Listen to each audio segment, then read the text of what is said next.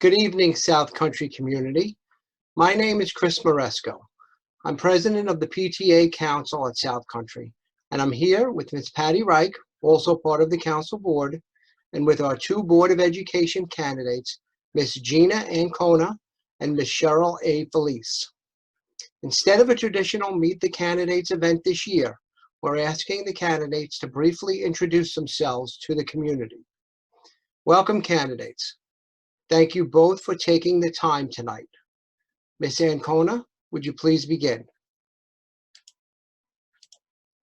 South Country community, I hope that you're safe and well. My prayers are with you all.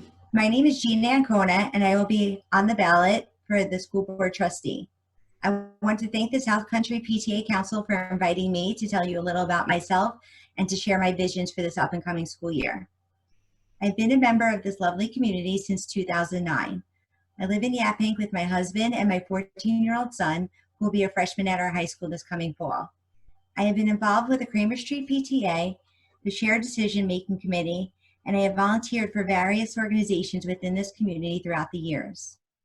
I love being a part of the South Country community because of how close-knit we are. I enjoy seeing friendly faces at the schools, on the sports field, the grocery stores, and throughout the town. I strongly believe that it takes a village to raise our children, and a lot of you watching are part of my village.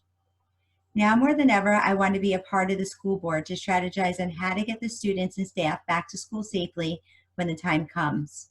Until that day comes, and I'm hoping it's sooner than later,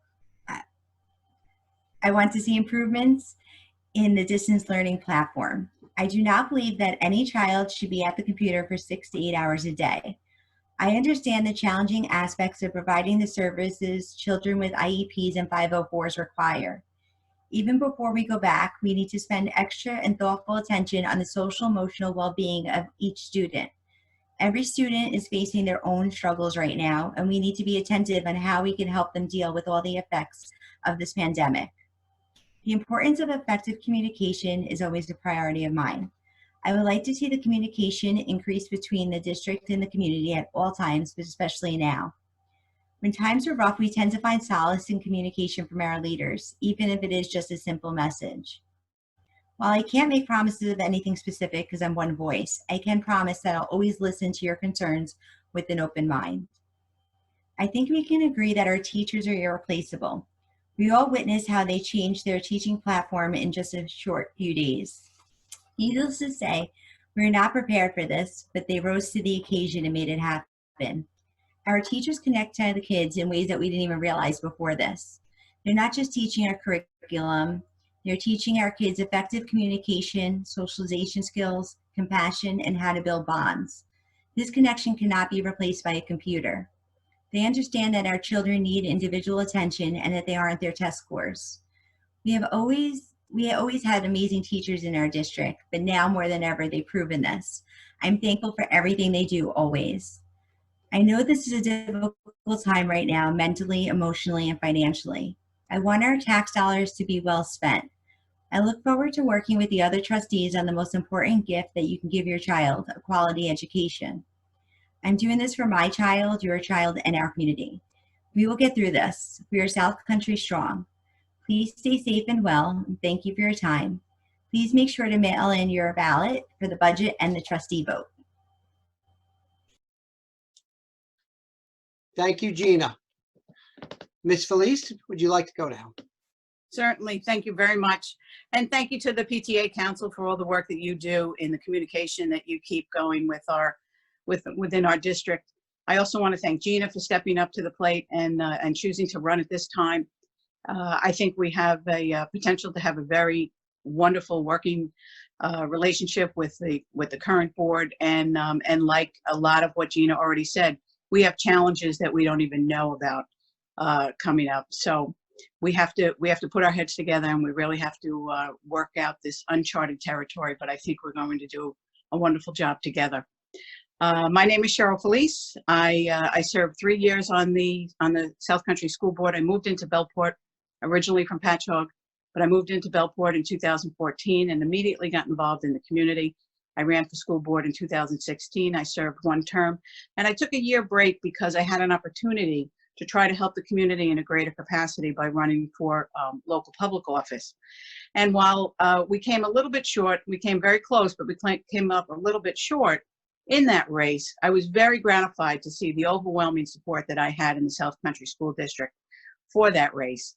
And so as now the time came about to consider running for the board again, learning that the two incumbents were not going to seek re-election, I felt it was time to come back, especially because of what we have going on. I served as my career was in public service. I was a union leader for 28 years and recently was recognized with a Lifetime Achievement Award from that union just last November.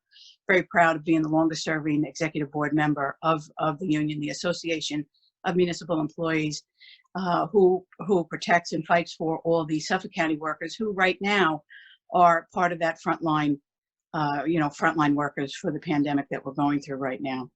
I also share Ms. Ancona's sentiments about our teachers and how they stepped up in this particular time, how much our students miss their teachers, how much they miss their classroom, and how we don't know when we're going to return to those classrooms. So with my background with working with every level of government, excuse me, I hope I can bring that experience to back to the board and the fine work that we did several years ago. And navigate, re-navigate this new normal together. I have an associate's degree from Suffolk Community College. I have a bachelor's degree and an executive MBA from St. Joseph's.